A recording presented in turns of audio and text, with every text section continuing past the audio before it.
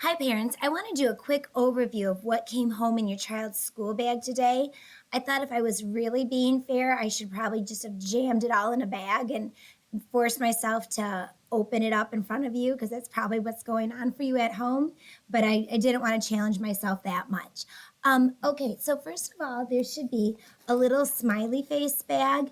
I was hoping to do a little Thanksgiving party like our Halloween party, but I wasn't done getting that all together, but there's a small semblance of that. So inside of this bag are a couple crafts that if you could please put up for the week before Thanksgiving. My understanding is the Monday and Tuesday before Thanksgiving are remote. So that'll give us a little something fun to do. So there's just this right here will go with this craft. And then this packet is a separate craft. So you can go ahead and try to put that up somewhere where the kids won't dig into it yet. We'll be doing that either towards the end of the week next week or the week that we actually have Thanksgiving. In a similar way, there's a couple more things that were meant for Thanksgiving, but they're probably jammed in the side of your child's book bag because they're a little bit big. There's a placemat that we'll probably try to work through together later on, closer to Thanksgiving for something fun to do.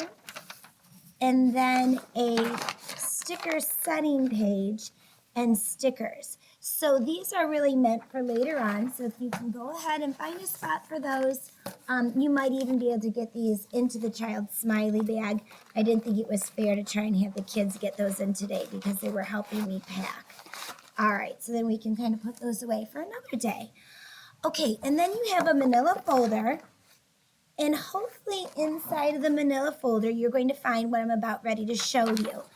Some of the papers were things that we did today or didn't get to that I thought, well, I wanted to have on hand just in case. So these papers right here, this little soldier guy, there's a couple of cards there, vocabulary cards, and labeling papers that, in case you couldn't get those to print at home, these we either did today with one group, the other group we didn't get to them. You can do these. We're essentially done with them for the purposes of school. What we did on this one is what we talked about what the word meant, and then we highlighted the beginning letter, talked about the sound, and then found that letter in the writing below. If you have time to do that at some point, great. If not, don't worry about it. These we practice labeling. That's a big skill we're working on as far as writing right now to try to write words next to pictures. So we did some of that. And this one, if we would have been able to get to it, you can't see the directions because they're cut off. But we were going to color the shapes by the vowel inside of them. So if it had a short A in the middle, if they found the A, we would color them like green.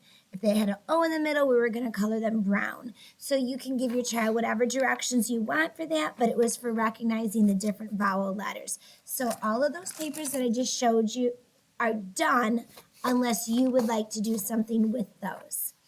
All right, some of you, your kids may have even gotten those into the blue folder as we finish them. Now there's some more papers, one that we're going to be doing tomorrow as a station.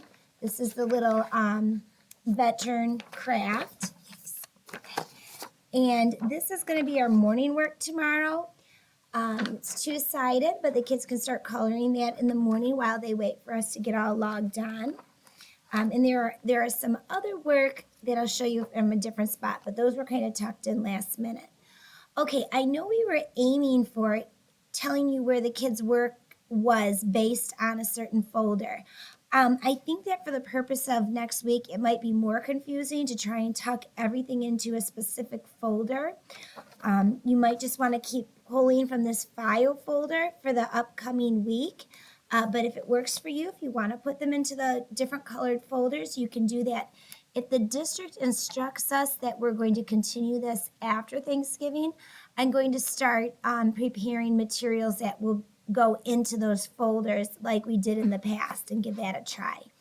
Okay, so there's a book that we're going to make. I'm sorry the copier wasn't stapling this morning, but this is going to be a booklet that we'll work through in the coming days. This is the last page so that you know. And you could put a couple staples there if you have a stapler at home. Then there are also some pages that go together to be a craft that we're going to try to do next week with some practice writing. Okay, and then the next part of it is a little booklet that we'll put together one of the days with the history of Thanksgiving. Then there are the reading lessons for G and H. Those are all together. And then you will probably recognize these types of math lessons. And there's numbers 8 and 9, and then a little bit with letter H, because I don't feel like we did letter H adequately that I wanted to this week, and it goes into letter I for next week that we'll touch on that. So these are all worksheets that we'll be working through together next Thursday, Friday, and then throughout next week, and then we'll be mixing in some Thanksgiving things. I also thought it might be helpful for you to understand the structure that I'm trying for with the brown drawers. And the kids are getting really good at understanding the words top, middle, and bottom. I know it sounds kind of funny, but that's actually a big part of our curriculum to understand those directional words. And it might sound silly for me to kind of try to coach them on getting things into the correct drawers, but there's a lot of reasons for that. One, of course, the importance of teaching them organization for school. But secondly, when they really thoroughly understand beginning, middle, end, top, bottom, middle, all those words help them with math, with problem solving, and of course with reading, with finding where things belong on the page. If you can only imagine how confusing it is for some of our little ones who haven't gotten a solid idea of those directional words when I'm saying, okay, which letter's on the top, or find the K on top. Well, not only do they have to figure out what the K is, but they have to figure out what does top mean? Where should I be looking? So those very simple words have really big implications when it comes to our curriculum in kindergarten. All right, so these are the drawers. These are the same things we use when the kids are here. The bottom drawer are kind of like the special materials. The highlighters that we use for finding items, dry erase markers that we'll probably be doing a little bit more than we did the first time around with the remote learning with the dry erase boards. That's something that when we're working in small groups that usually becomes useful. And most of you sent in paints for the kids. If you don't have these, it would be fun for them to have because if this drags on and on, I would like to do some of our activities with the watercolors because it'll give them one more medium to keep them interested. Some of the kids might have some Play-Doh in the drawer. We didn't end up getting into that just because we didn't have time, but again, that's something we can do in the future when we're working together. Okay, so the bottom is mostly like the special materials. In the middle are what we call our math manipulatives. You'll probably recognize these good old counters that have been around forever that teachers like to use.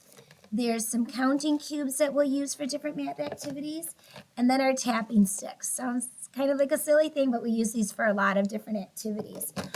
Again, if this goes on and on, I'll be getting together some packets because there's so many manipulatives out there that can help the kids with learning math. And then if we do get those, we'll just tuck those into the middle drawer. So I tried to help the kids remember middle math manipulatives. So that's where those items go. Okay, in the top, I was working on training the kids to keep their crayons in the crayon tin. I know in my own house, we have many nights where we're frantically searching around for the certain color the kids need to complete an activity. So hopefully if we have one spot, it'll make it a little bit easier. Many of you sent in pencils for the kids to use. These are the types of materials we use all the time. An eraser, the kids' scissors, and good old glue sticks, okay? You'll be shocked, maybe not, to see how quickly we can go through glue sticks. So if you do happen to be in the store and ever pick up a couple extra ones, you might be glad that you did, especially if you see them on sale. Some of the kids I sent home today a pencil sharpener because I had a whole bunch of them. I did not know if everybody had a pencil sharpener at home or not.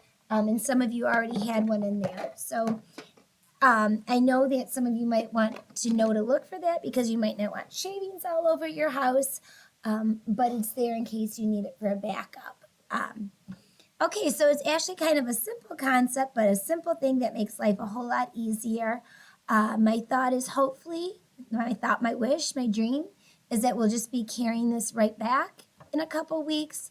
But if not, we'll have kind of a centralized location for the items as the kids are working on things, and hopefully some basic materials. I want to thank you so much for all the things that you've sent in for the kids to use at school.